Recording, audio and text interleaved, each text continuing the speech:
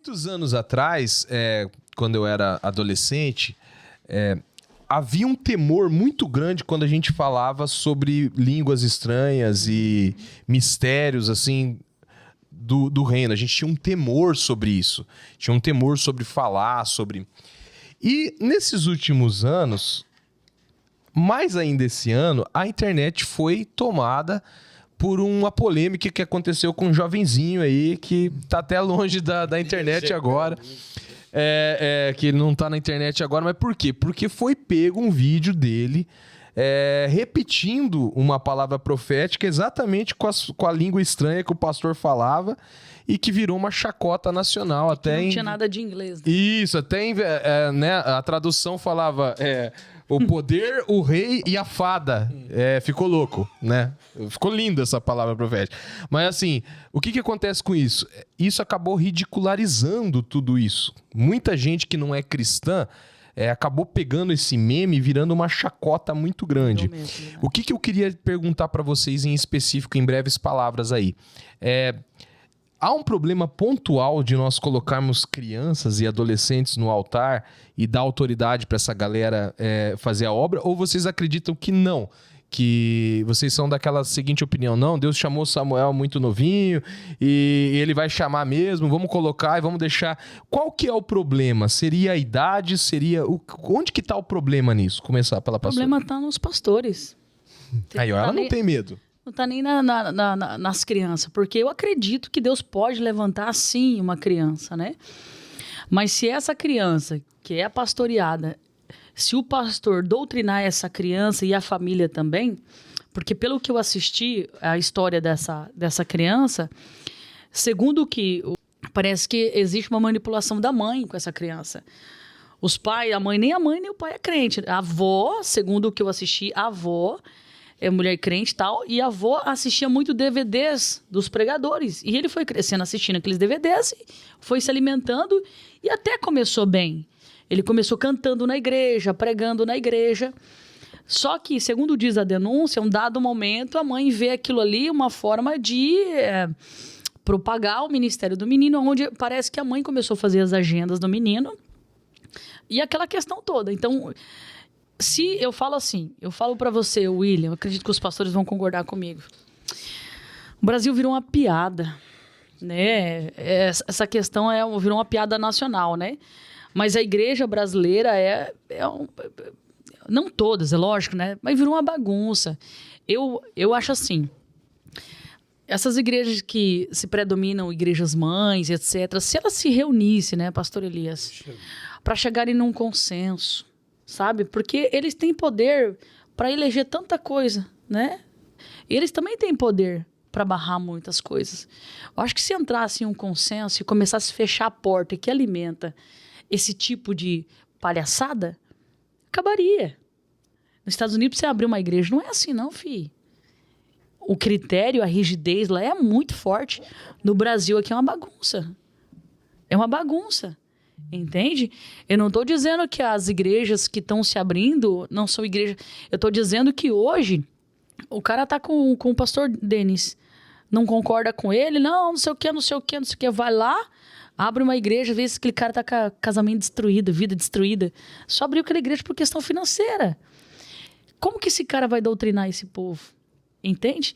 Então, eu acho que o maior problema hoje está em nós, pastores, nas igrejas. Acho que a gente que tem essa autonomia de moldar esse povo que está crescendo agora.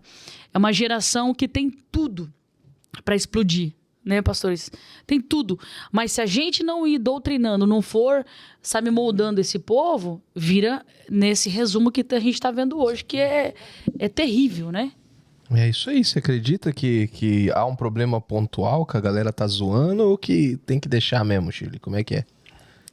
Então, vamos lá por parte, então.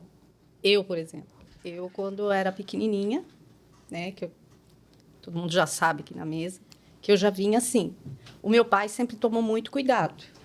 A minha mãe também, né? Por quê? Porque eles tinham essa preocupação, né? Principalmente de pessoas vir e querer me usar, né? Ou manipular, né? Com aquela unção que já estava sobre mim, só que eu não tinha o controle, o que aconteceu? Eu tive uma mãe, né, que era minha avó, que hoje ela já dorme no Senhor também. Ela faleceu batizada, na Quadrangular.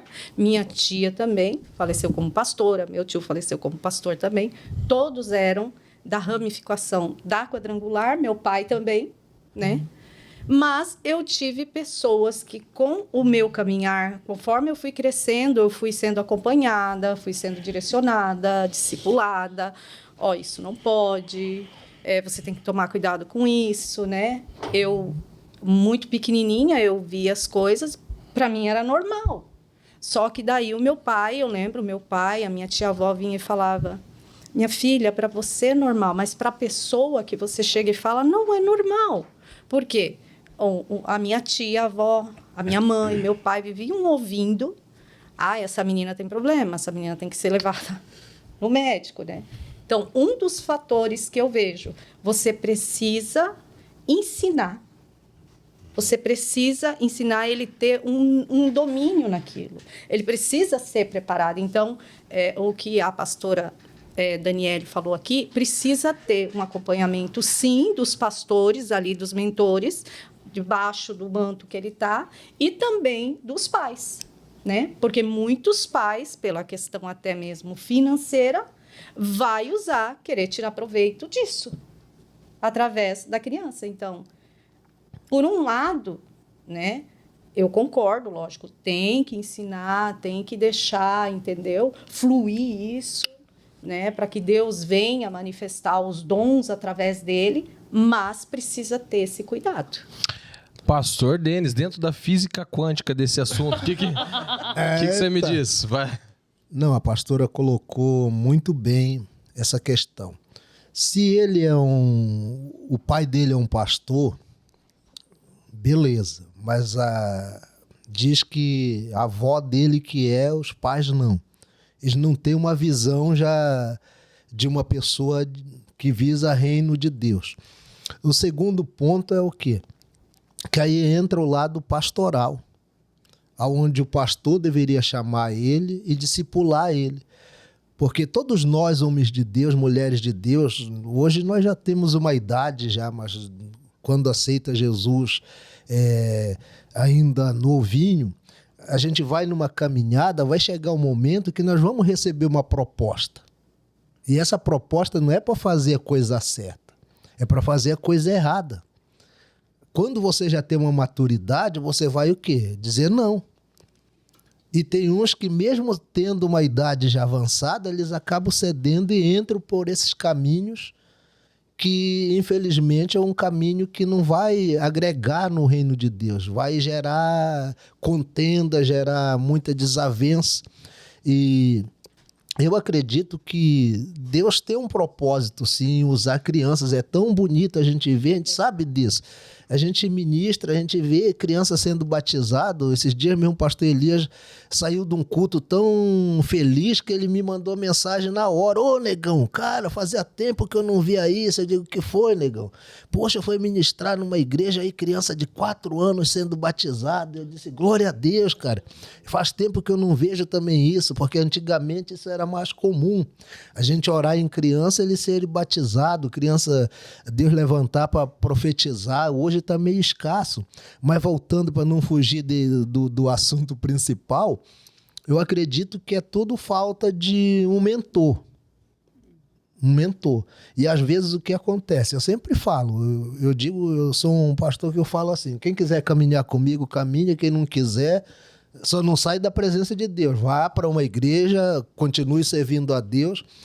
Mas eu não tenho medo de perder membro, eu não tenho medo de falar a verdade. E vou continuar falando a verdade, porque a verdade vai permanecer. E existe pastor que ele não visa já assim: porque esse irmão pode despontar, pode ser útil aqui, pode ser isso, então eu vou deixar ele fazer do jeito dele. Não. Aí é o erro de pastores mesmo, que tem que chamar e cobrar, discipular, preparar essa pessoa para que essa pessoa não venha fazer esse tipo de coisa que está acontecendo com esse adolescente, que na verdade não é mais uma criança, é um adolescente, né?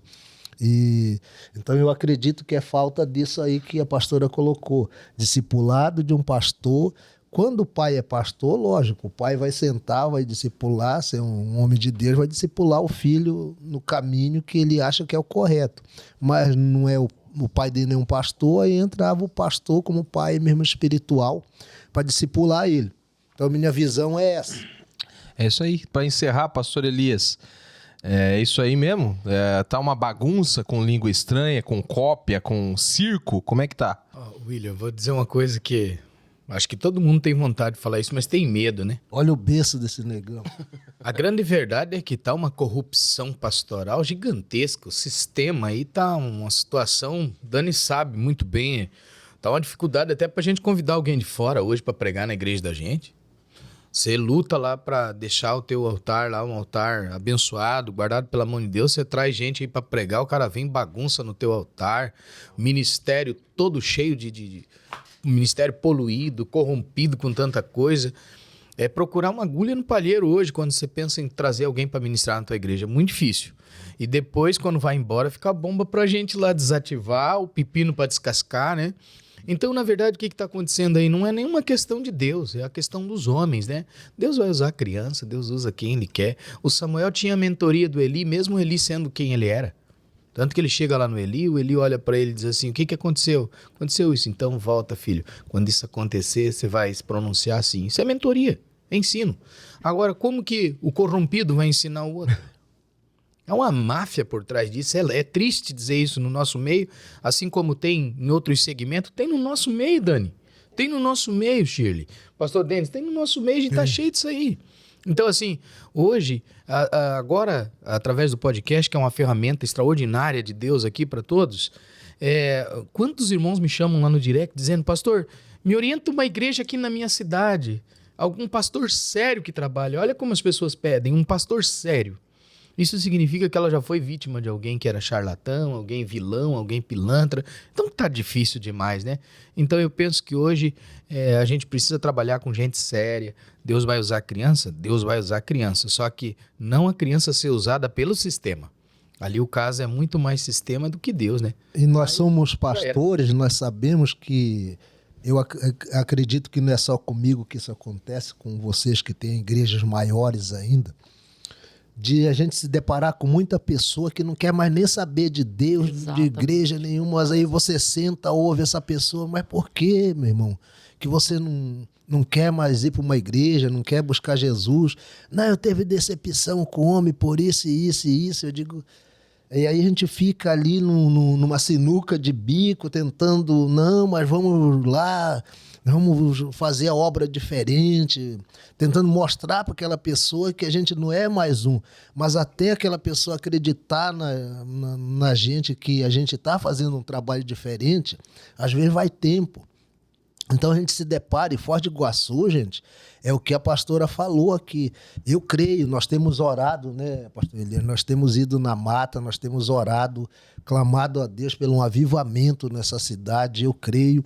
Quando a gente sai de Foz do Iguaçu, ou da região sul do Brasil, você entra no centro-oeste, nordeste, norte, você vai ver um povo avivado. Você vai ver um povo mais avivado que a região sul. E isso me leva a orar mais, a crer que Deus vai levantar no sul do Brasil um grande avivamento para impactar não só o Brasil, mas o mundo. Eu acredito. E aí o que acontece?